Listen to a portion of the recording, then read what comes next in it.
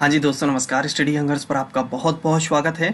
आशा करता हूँ आप सभी बहुत अच्छे होंगे और अपनी तैयारी को एक नई दिशा दे रहे होंगे। साथियों, हम डिस्कस कर रहे हैं आपसे NIOS बुक की समरी, और इसी क्रम में हम आपसे डिस्कस कर रहे हैं जो हमारा पाठ्यक्रम था 501 और 501 की यूनिट 10 हम आपके साथ डिस्कस कर रहे हैं। और तो हाँ, यहाँ पर हमारा 501 के अंदर 3 ब्लॉक थे, तीनों के 3 ब्लॉक कंप्लीट हो जाएंगे और आज इस पाठ्यक्रम की यह हमारी अंतिम इकाई है, जिसका नाम है प्रारंभिक शिक्षा में अंतर्राष्ट्रीय परिदृश्य। यानी कि जो प्रारंभिक शिक्षा है इसमें क्या इंटरनेशनल रोल रहा है, इस बारे में जानेंगे। तो अंतर्राष्ट्रीय स्तर पर इसके लिए क्या प्रयास किए गए, इन समस्त चीज़ों से हम रूबरू होंगे। तो चलिए जानते हैं इन टॉपिक के ऊपर किन के ऊपर हम आज डिस्कस करने वाले हैं। तो जोमेतियन कॉन्फ्रेंस सम्मेलन जो हुआ था, इसके ऊपर डिटेल में डिस्कस की जाएगी। बाकी का ये जो जोमेतियन सम्मेलन था, इसका E9 देशों पर क्या प्रभाव पड़ा और दक्षिण एशियाई क्षेत्र पर क्या प्रभाव पड़ा था, ये भी हम जानेंगे। तथा जो प्रमुख अंतर्राष्ट्रीय एजेंसियां रही हैं, इनका क्या रोल रहा है, जैसे कि यूनेस्को, यूनिसेफ, विश्व बैंक, DFID, SIDA, इनके बारे में जाना जाएगा। और विश्व शिक्षा मंच डकार सेनेगल 2000, इसके बारे में जाना जाएगा। तो आज के हमारे ये मुख्य बिंदु रहने वाले हैं जिनके ऊपर हम विस्तृत चर्चा करेंगे। ठीक है, तो चलिए आगे बढ़ते हैं।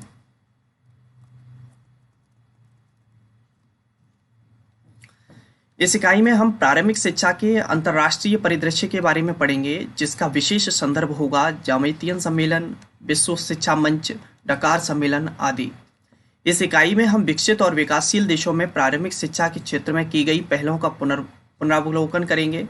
हम प्रारंभिक शिक्षा के सार्वत्रिकीकरण में अंतर्राष्ट्रीय एजेंसियों की भूमिका और सभी के लिए शिक्षा यानी कि एजुकेशन फॉर ऑल संबंधी प्रयासों को भी आंकने का प्रयत्न करेंगे।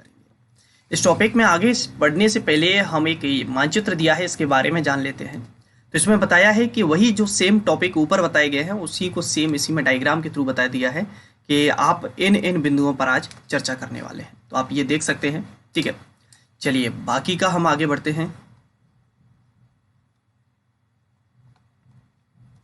और हमारा पहला टॉपिक आता है जोमेतियन कॉन्फ्रेंस या जोमेतीय सम्मेलन 1990 में।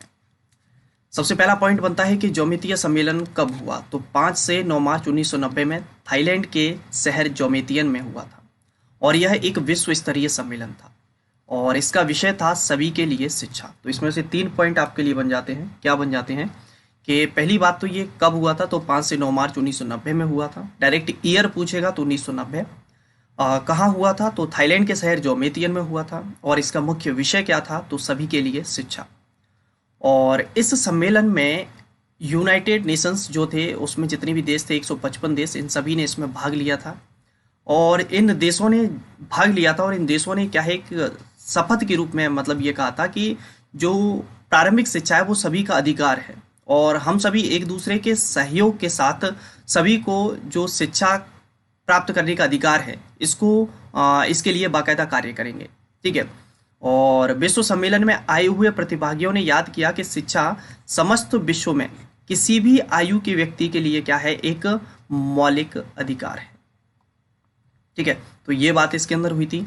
इस बात को समझा गया कि शिक्षा एक सुरक्षित, स्वास्थ्यकर, अधिक संपन्न तथा पर्यावरण अनुकूल विश्व को सुनिश्चित करने में सहायक होती है। तो शिक्षा के मुख्य रोल समझा गया कि मेन एजुकेशन की नीड क्यों है। यह जाना कि शिक्षा वैयक्तिक तथा सामाजिक उन्नयन के लिए एक पर्याप्त अवस्था तो नहीं है, परंतु एक अपरिहार्य या अनिवार्य अवस्था अवश्य है। ठीक है, तो लाइफ में व्यक्ति को अगर खुद के जीवन जीने के लिए और सामाजिक जीवन निर्वाह करने के लिए शिक्षा की बहुत ज़्यादा आवश्यकता है। परंपरागत ज्ञान और देश की जो भी सांस्कृतिक परंपराएं हैं, इनके विकास के लिए बाकायदा शिक्षा का बहुत रोल है। और वर्तमान में जो भी इसमें जो भी अगर कमियां हैं, वहां पर अगर सुधार की आवश्यकता है तो बाकायदा सुधार होनी चाहिए। ठीक है, तो ये बात इसमें कही गई। बाकी का जोमेतीय सम्मेलन जो हुआ था, इसमें कुछ चुनौतियां भी सामने आई थी, इन पे एक नज़र डालेंगे। शिक्षा पर विश्व घोषणा नामक इस सम्मेलन में सभी के लिए शिक्षा के लिए प्रयोजन, विस्तृत दर्शन, वचनबद्धता और आवश्यकताओं के अनुसार 9 अनुच्छेदों का प्रारूप बनाया गया। आपसे पूछा जा सकता है कि कितने अनुच्छेदों का प्रारूप बनाया गया, तो 9। और इस सम्मेलन की मुख्य चुनौतियां थीं। तो क्या थी मुख्य चुनौतियां, चलिए इनके बारे में एक एक पॉइंट हम डिस्कस करते हैं। तो सबसे पहली थी मूल अधिगम आवश्यकताओं को पूरा करना, व्यक्ति की जो मूल अधिगम आवश्यकता है उसको पूरा करने के लिए प्रयास करना है। दूरदृष्टि को रूप देना, अगला था दूरदृष्टि को रूप देना। फिर था अभिगम्यता का सार्वत्रिकीकरण तथा निष्पक्षता को प्रोत्साहित करना, एकदम ट्रांसपेरेंसी वाली चीजें होनी चाहिए।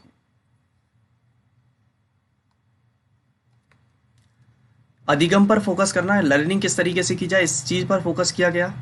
बेसिक शिक्षा के साधनों तथा कार्य क्षेत्र को और ब्रॉड बनाया जाए, कैसे बनाया जाए, तो इस चीज के लिए बात कही गई। अधिगम के लिए पर्यावरण संवर्धन, ये बात हुई इसके अंदर। बाकी का भागीदारी किस तरीके से मजबूत होगी, ये भी चर्चा हुई। और एक समर्थक नीति संदर्भ विकसित करना और संसाधन संगठन, ये मुख्य 9 चुनौतियां इसके अंदर थी। तो आप एक नज़र इसके अंदर डाल सकते हैं। बाकी की अगर आप इसकी डिटेल पढ़ना चाहते हैं इसके अंदर और भी डिटेल, तो आप बाकायदा इसका पूरा अध्ययन कर सकते हैं। मेरे हिसाब से इसकी नीड नहीं है, क्योंकि केवल अगर पूछेगा कि और डिटेल में अगर जाके थोड़ा सा क्वेश्चन को टिपिकल बनाना होगा तो इनमें से कौन सी चुनौतियां नहीं थी। तो इस तरीके से जो हेडिंग है मुख्यतः फोकस उसी पे करेगा, ठीक है। बाकी का तो ना आप जानते हैं ना मैं जानता हूँ। चलिए फिर आगे बढ़ते हैं और देखते हैं हमारा क्या टॉपिक रहने वाला है।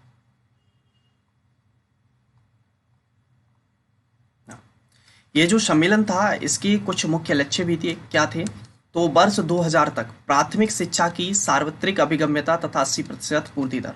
2000 यानी कि 1990 से 2000 तक, यानी कि इन 10 सालों में जो प्राइमरी एजुकेशन से वो सभी जगह लोगों, मतलब 80% लोगों तक तो कम से कम पहुंच पाए। और 2000 तक यानी कि 1990 के दशक की तुलना में प्रौढ़ निरक्षरता जो है, यानी कि जो बड़े लोग हैं, मतलब बूढ़े लोग हैं और वो पढ़ नहीं पाए किसी कारणवश, तो उसको बाकायदा मतलब घटाया जाए, मतलब ज़्यादा से ज़्यादा लोगों को साक्षर किया जाए। और विशेषतः बात कही गई महिला साक्षरता की, ठीक है। अधिगम उपलब्धि जो लर्निंग अचीवमेंट है उसको व्यक्ति एक बताया गया कि पर्टिकुलर इतना लेवल तो निर्धारित करो कि व्यक्ति कम से कम इतने स्तर तक तो पहुंच जाए, मतलब इतनी चीज़ें लगभग इन 10 सालों में व्यक्ति सीख जाए। पूर्व बाल्यकाल में देखभाल और विकास क्रियाकलाप का विस्तार, जिसमें परिवार और सामुदायिक प्रयास भी सम्मिलित किए जाएं। इसमें विशेषतः गरीब, निर्योग्य तथा सुविधा वंचित बच्चे सम्मिलित हैं। तो स्पेशली जो पूर्व बाल्यकाल वाली आयु है उनकी, उसमें इस विशेषता उनकी किस तरीके से देखभाल किया जाए, उनका डेवलपमेंट किस तरीके से किया जाए, तो इसके लिए बाकायदा क्या किया जाए, क्रियाकलाप बनाए जाएं। और इसमें परिवार का भी सहयोग चाहिए और कम्युनिटी यानी कि समुदाय का भी सहयोग चाहिए। तो ये कुछ मुख्य विशेष लक्ष्य इसके अंदर रखे गए थे। बात आती है कि ये E9 क्या है, सर बार बार इसकी चर्चा हुई थी और ये हमारा टॉपिक भी था। तो ज्योमितीय जो सम्मेलन हुआ था, ज्योमितियन, तो इसका E9 देशों पर क्या प्रभाव पड़ा था। तो उच्च जनसंख्या दर वाले देश, यानी कि जहाँ पर जो पॉपुलेशन रेट है वो बहुत ज़्यादा हाई है, जैसे कि बांग्लादेश, ब्राज़ील, चीन, मिस्र, Bharat, Indonesia, Mexico, Nigeria, Pakistan, ये विश्व की जनसंख्या का 50% हैं। यानी कि ये जो टोटल 9 कंट्री हैं, ये जो हैं वो क्या है, टोटल वर्ल्ड की 50% पॉपुलेशन को समाहित किए हुए हैं। और यही 9 देश क्या कहलाते हैं, E9 देश कहलाते हैं। तो आपसे पेपर में पूछा जा सकता है कि E9 देश कौन से हैं, तो इनमें से कोई एक अदर कंट्री डाल दी, इसमें अमेरिका डाल दिया मान लीजिए, चलिए, तो पूछेगा ये E9 देशों के अंदर सम्मिलित है या नहीं। तो आप एक बार देख लें, बांग्लादेश, ब्राज़ील, चीन, मिस्र, भारत, इंडोनेशिया, मैक्सिको, नाइजीरिया और पाकिस्तान, ये आपके E9 देश हैं, ठीक है।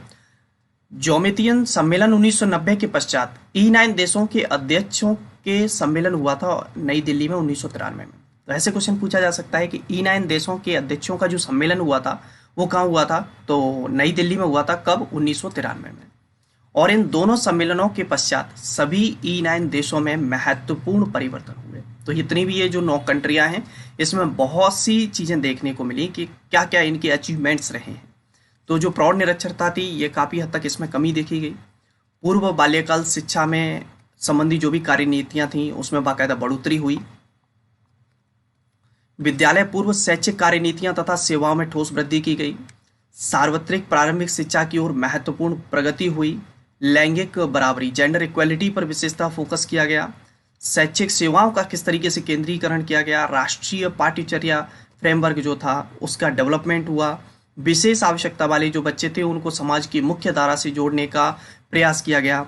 टीचर्स की ट्रेनिंग के लिए बात हुई।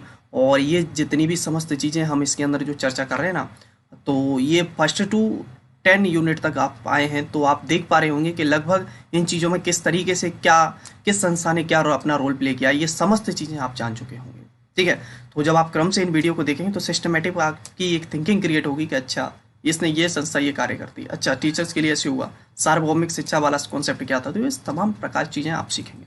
ठीक है, दक्षिण एशिया क्षेत्र पर इसका क्या प्रभाव पड़ा था, E9 देशों पर प्रभाव हमने देख लिया और उन्होंने क्या कार्य किए ये भी हमने देख लिए। तो जोमेतियन सम्मेलन के बाद दक्षिण एशिया के देशों में बहुत सी नई पहलें की गई और व्यापक रूप में कार्यनीतियां, योजनाएं, कार्यक्रम और परियोजनाएं तैयार की गई और तथा बाकायदा उनको ऑपरेटिव किया गया। लक्ष्यों की पुनःपुष्टि की गई, उन्हें पुनः परिभाषित किया गया और नए नए लक्ष्य निर्धारित किए गए और इन तिथियों में भी आवश्यक बदलाव किए गए। तो जो चीज़ें शिक्षा के लिए बाकायदा सुधार के लिए हो सकती थी वो बाकायदा इन्होंने की और जो भी पॉलिसीज़ बनाई थी उनको बाकायदा अच्छे से इन्होंने लागू किया, उनको अच्छे से मॉनिटर करने लगे। और उन्होंने बताया कि ये जो बात कर रहे हैं आप बार बार दक्षिण एशियाई क्षेत्र ये कौन से हैं, तो इस दक्षिण एशियाई क्षेत्र में बात करें तो बांग्लादेश, भूटान, भारत, मालदीव, नेपाल, पाकिस्तान, अफगानिस्तान और श्रीलंका, ये देश इसके अंदर क्या है सम्मिलित है।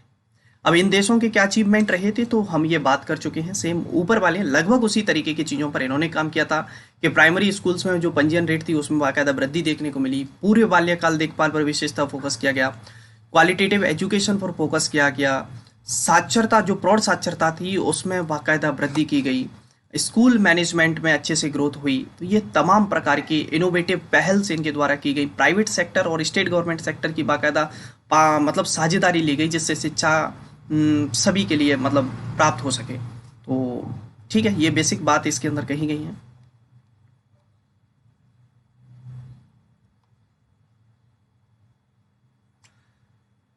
अब देखिए बात ये होती है कि बहुत सी कंट्रियां हैं कि शिक्षा के क्षेत्र में फिर भी बेहतर नहीं कर पा रही हैं, तो उनके बहुत से रीज़न देखने को मिलते हैं। तो हमारा मोस्टली अगर हम बात करें तो हमारे भारत में ही देख लीजिए, तो हमारे भारत के कई ऐसे राज्य हैं जो शैक्षिक दृष्टि से काफ़ी पिछड़े हुए हैं। इसके अलावा आप इंटरनेशनल लेवल पर भी देखते हैं ना, तो मोस्टली सबसे ज़्यादा पिछड़ा हुआ है वो है अफ्रीका कॉन्टिनेंट। ठीक है, तो वहाँ पर क्या है कि भैया पैसे की सबसे ज़्यादा कमी है। ठीक है, तो पैसे की कमी है तो इसके कारण भी बहुत से जो देश हैं वो बाकायदा शिक्षा पर सही तरीके से ध्यान नहीं दे पा रहे हैं, क्योंकि खाने पीने रहने के लिए ही पर्याप्त धन नहीं है, तो इन चीज़ों के लिए क्या करेंगे। बाकी का इन्होंने बहुत से इसमें बताई थी कि अपर्याप्त बजट ना होना भी इसका एक बहुत बड़ा रोल है कि शिक्षा बच्चों तक नहीं पहुंच पा रही है। और स्कूल जो है वहाँ पर टीचर्स की बहुत ज़्यादा कमी है, प्रॉपर रिक्रूटमेंट नहीं हो पा रहे हैं। ठीक है, तो इस वजह से भी बच्चों की पढ़ाई नहीं हो पा रही है, लागत जो पैसा इन्वेस्ट होता है वो भी नहीं है, खर्चा नहीं उठा पा रहे हैं। निम्न साक्षरता दर, लोग वाग पढ़े लिखे ही नहीं है, ना लिख सकते हैं ना पढ़ लिख सकते हैं, तो इस वजह से कैसे लोगों को आगे बढ़ाओगे। तो ये भी बातें थी। बात आती है कि प्रारंभिक शिक्षा के सार्वत्रिकीकरण में अंतर्राष्ट्रीय एजेंसियों ने क्या क्या भूमिका निभाई। तो तमाम एजेंसियां इसके लिए आगे निकल कर आई शिक्षा के सार्वत्रिकीकरण के लिए, और उन्होंने तमाम प्रकार के प्रयास किए। और इसी क्रम में हम जानेंगे यूनेस्को के बारे में। तो नवंबर 1945 में लंदन में हुए विश्व सम्मेलन में संयुक्त राष्ट्र शैक्षिक, वैज्ञानिक तथा सांस्कृतिक संगठन यानी कि यूनेस्को, जिसे इंग्लिश में कहेंगे United Nations Educational, Scientific and Cultural Organization यानी कि यूनेस्को की स्थापना की गई। तो 1945 में लंदन में जो विश्व सम्मेलन हुआ था उसमें क्या किया गया, यूनेस्को को इस्टेब्लिश किया गया। और इसका उद्देश्य क्या था, इसका उद्देश्य शिक्षा के माध्यम से शांति को बढ़ावा देना था। इसका मुख्यालय जो है हेडक्वार्टर वो पेरिस में है। यूनेस्को के अनुसार अधिगम का महत्व आर्थिक विकास और शांति में है। यूनेस्को नए स्वतंत्र राष्ट्रों को भौतिक तथा मानव संसाधन सहायता प्रदान करता है ताकि उनका शैक्षिक विकास हो सके। तो बाकायदा ये क्या है, यूनेस्को जो कंट्रीज़ धीरे धीरे आज़ाद होती गई और उन कंट्रियों को जहाँ पर आवश्यकता है उनके लिए भौतिक और मानव संसाधन सहायता प्रदान करता है कि वहाँ पर क्या है कि एजुकेशनल डेवलपमेंट हो सके। ठीक है, यूनेस्को ने 1990 की जोमेतियन कॉन्फ्रेंस को प्रायोजित किया था। तो 1990 में अभी आपने पढ़ा कि जोमेतियन कॉन्फ्रेंस हुई थी थाईलैंड में। इसको स्पॉन्सर भी किसने किया था, यूनेस्को ने किया था। इस संस्था ने अपने सहयोगी राष्ट्रों के साथ परामर्श करने सबके लिए शिक्षा अभियान में सहयोग दिया। बाकायदा इसने जो भी इसके साथ कंट्रियाँ थी उनके साथ बाकायदा इसने परामर्श किया, काउंसलिंग की, और सबके लिए शिक्षा अभियान के लिए मैं बाकायदा इसने बहुत सारा सहयोग दिया।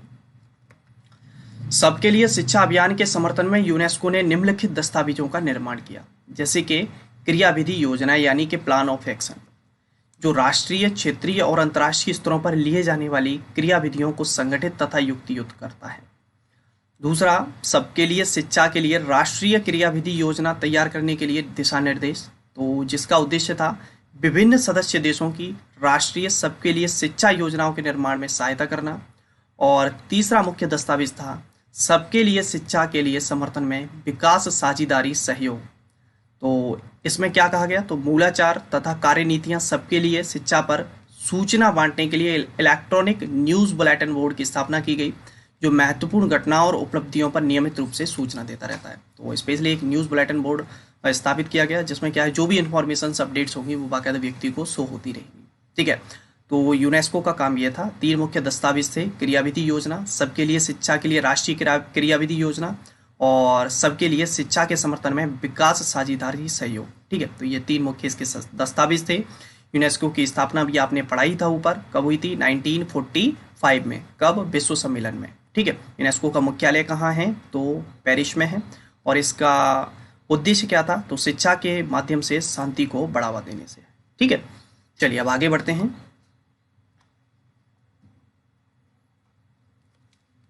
यूनेस्को के बाद संस्था मिलती है हमें यूनिसेफ। यूनिसेफ की बात करें तो यूनिसेफ का पूरा नाम संयुक्त राष्ट्र अंतर्राष्ट्रीय बाल आपातकालीन कोष या फंड है, जिसे इंग्लिश में कहेंगे United Nations international children emergency fund, UNICEF. और यह संस्था विश्व के 150 से भी अधिक देशों के बच्चों की उनकी सरकारों के माध्यम से क्या करती है, सहायता करती है। और इसका मुख्य उद्देश्य है स्वास्थ्य की देखभाल, बच्चों को न्यूट्रिशन, पोषण और जल प्रदाय तथा शिक्षा। ठीक है, जो और ये मुख्यतः किस पर फोकस कर रही है, तो लिंग समानता पर इसका विशेष बल होता है। सभी प्रकार की जो विषमताएं हैं उनको दूर किया जाए और जेंडर इक्वलिटी लाई जाए, जिससे सभी इक्वली फील करें। ठीक है, यह सामाजिक न्याय तथा सबके लिए समानता प्राप्त करने के लिए आवश्यक संरचनात्मक परिवर्तन लाता है। दुनिया के बहुत सारे बच्चे विद्यालयों से बाहर हैं या बेकार की घटिया शिक्षा प्राप्त करते हैं। तो इसका कहना था कि सभी को हम ये सुनिश्चित करेंगे कि सभी बच्चे क्वालिटेटिव एजुकेशन प्राप्त करें, चाहे संकट काल हो अथवा शांति का समय हो, शहर हो या सुदूर गांव हो। यूनिसेफ एक मूलभूत नॉन नेगोशिएबल लक्ष्य के प्रति वचनबद्ध है और वह लक्ष्य है सबके लिए गुणवत्ता शिक्षा। तो यूनिसेफ क्या करता है, सभी के लिए क्वालिटेटिव एजुकेशन उपलब्ध कराने के लिए बाकायदा वचनबद्ध है कि भैया हमसे जब तक बनेगा हम आपके लिए क्वालिटेटिव एजुकेशन उपलब्ध कराएंगे। ठीक है, तो यूनिसेफ के बारे में आपने जान लिया। अब आप जानेंगे वर्ल्ड बैंक। वर्ल्ड बैंक, विश्व बैंक वाशिंगटन डीसी इसका हेडक्वार्टर है। ठीक है, और विश्व बैंक गुणवत्ता की ओर प्रगमन यानी कि प्रोग्रेस, सार्वत्रिक प्राथमिक शिक्षा तथा सबके लिए शिक्षा के अन्य लक्षणों की प्राप्ति में तेजी लाने के लिए सबके लिए शिक्षा का समर्थन और सहयोग करता है। इसका मुख्य रोल क्या था, मतलब इसने क्या मुख्य चीज़ों पर सहयोग किया है। अब विश्व बैंक के भैया तो किस तरीके से आर्थिक रूप से बाकायदा जो गवर्नमेंट की स्कीम्स हैं, इंटरनेशनल स्कीम्स हैं, वो बाकायदा उसमें सहयोग करेगा। तो जो प्राइमरी स्कूल्स हैं उसमें क्वालिटी एजुकेशन मिले बाकायदा, और जो अधिगम उपलब्धि है उसमें सुधार लाया जाए। लड़कियों की जो ड्रॉप आउट रेट है उसको बाकायदा कम किया जाए। HIV प्रभावित जो भी विद्यार्थी हैं उनकी बाकायदा सहायता किया जाए। पूर्व बाल्यकाल विकास को बढ़ावा दिया जाए और विभिन्न देशों में सबके लिए शिक्षा की संभावना को सुरक्षा प्रदान करना। ये किसके कार्य हैं, विश्व बैंक ने बाकायदा इन समस्त चीज़ों पर अच्छे से फोकस किया और बाकायदा इसके लिए वो अभी भी कार्यरत है। ठीक है, अंतर्राष्ट्रीय विकास विभाग यानी कि डिपार्टमेंट फॉर इंटरनेशनल डेवलपमेंट, और ये यूके सरकार का भाग है जो DFID है। अंतर्राष्ट्रीय विकास विभाग यानी कि डिपार्टमेंट फॉर इंटरनेशनल डेवलपमेंट किसका, यूनाइटेड किंगडम का भाग है, जो कि विकासशील देशों के साथ मिलकर विकास को प्रोत्साहित करने तथा अत्यंत गरीबी को कम करने के लिए कार्य करता है। तो जो डेवलपिंग कंट्री है ना, उनमें बाकायदा क्या है, जो डेवलपमेंट है उसको मोटिवेटेड करता है और जो गरीबी है उसको कम करने के लिए कार्य करता है। और इसका जो मुख्य लक्ष्य था, इसका लक्ष्य था कि 2015 तक विश्व की निर्धनता जो है उसको क्या किया जाए, आधा किया जाए। और बाकायदा DFID ने विभिन्न सरकारों के साथ, विभिन्न व्यापारिक घराने जैसे कि जो बड़े बड़े पैसे वाले हैं, बिजनेसमैन हैं, उनके साथ और बड़ी बड़ी इंटरनेशनल जो संस्थाएं हैं उनके साथ मिलकर निर्धनता से निपटने के लिए बहुत अच्छे कार्यक्रम आयोजित किए और बाकायदा काफ़ी हद तक इसने बहुत अच्छे प्रयास किए। ठीक है, डीएफआईडी जो है ना वो भारत के भी कुछ कमजोर राज्य जैसे कि बिहार, मध्य प्रदेश, उड़ीसा, पश्चिम बंगाल आदि की सहायता करता है। डीएफआईडी गांवों में रहने वाले तथा नगर के जो स्लम एरियाज में रहने वाले निर्धन व्यक्तियों को सहायता करने के लिए राज्य सरकारों के साथ मिलकर कार्य करता है ताकि वे कुछ आय प्राप्त कर सकें। और इसके लिए बाकायदा वो मतलब कार्य कर भी रहा है तमाम एनजीओ के साथ, एशियन डेवलपमेंट बैंक के साथ, यूनिसेफ के साथ मिलकर, तमाम एजेंसियों के साथ मिलकर इस क्षेत्र में कार्य कर रहा है। बाकी की आती है स्वीडन की अंतर्राष्ट्रीय विकास एजेंसी यानी कि SIDA SIDA, Swedish international development agency. तो ये स्वीडन की सरकारी एजेंसी है जो कि विश्व भर में तकनीकी सहायता तथा धन देती है। तो टेक्नोलॉजी हेल्प और फंड के लिए जो कार्य करती है वो कौन करता है? सीडा करता है, स्वीडिश इंटरनेशनल डेवलपमेंट एजेंसी। और स्वीडन की अंतर्राष्ट्रीय विकास एजेंसी अपने संसाधनों का उपयोग गैर सरकारी संगठनों, बहुपक्षीय सहयोग तथा यूरोपीय संघ के माध्यम से करती है। ठीक है, तो ये तमाम एजेंसियों के साथ मिलकर ये इस क्षेत्र में कार्य कर रही है। सीडा का मुख्य कहाँ कहाँ है ये तो देख लेते हैं। सीडा जो है उसका भौगोलिक फोकस है अफ्रीका, एशिया, दक्षिण अमेरिका, केंद्रीय तथा पूर्वी यूरोप के देशों पर है। भारत को इस एजेंसी से 1964 से लेकर आज तक बाकायदा हेल्प मिल रही है। आपने पहले की यूनिटों में पढ़ा था कि भारत में जो शिक्षा कर्मी परियोजना चलाई गई थी 1987 से चल रही है और इस परियोजना का मुख्य उद्देश्य था राजस्थान के जो सुदूर और सामाजिक आर्थिक रूप से पिछड़े हुए गांव हैं वहां पर प्राथमिक शिक्षा का सार्वत्रिकीकरण और उसमें गुणात्मक सुधार लाने से है और उसका विशेष फोकस था लड़कियों की शिक्षा। तो शिक्षाकर्मी परियोजना को हमने वहां पर डिटेल में डिस्कस किया था। ठीक है, तो आप प्रीवियस वीडियो देख सकते हैं। ठीक है, तो ये मुख्य कार्य किसके थे? सीडा। सीडा बाकायदा भारत में भी बहुत अच्छे लेवल पर कार्य कर रहा है। एक और संस्था रह जाती है विश्व शिक्षा मंच जो कि डकार सेनेगल में हुआ था 2000 में। अब ये क्यों हुई?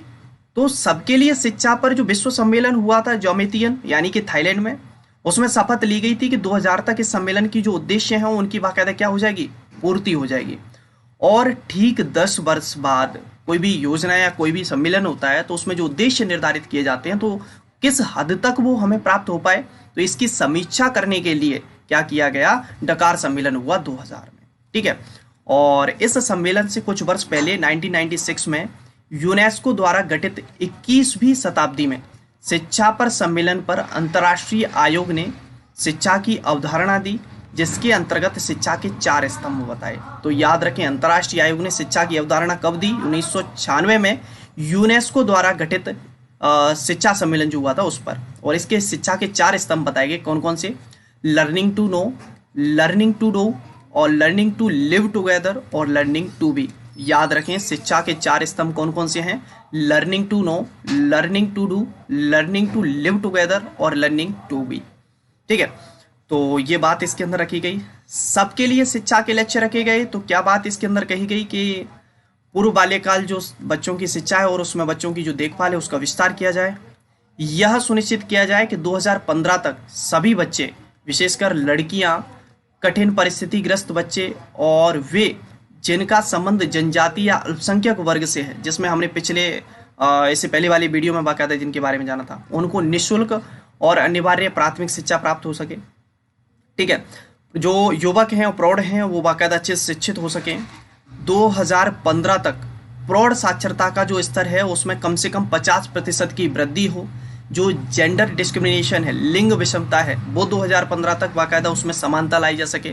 ये तमाम प्रकार के प्रयास किसके अंदर किए गए? जो डकार सम्मेलन हुआ था 2000 में इसमें। ठीक है, तो ये बेसिक सी बातें इसके अंदर आ गई। चलिए, बाकी का तो इसमें हमें कुछ लग नहीं रहा है क्योंकि पूरा डिस्कस कर चुके हैं। ठीक है, बाकी का सारांश आप समरी में देख सकते हैं कि हमने जोमेतियन सम्मेलन 1990 में थाईलैंड में हुआ था।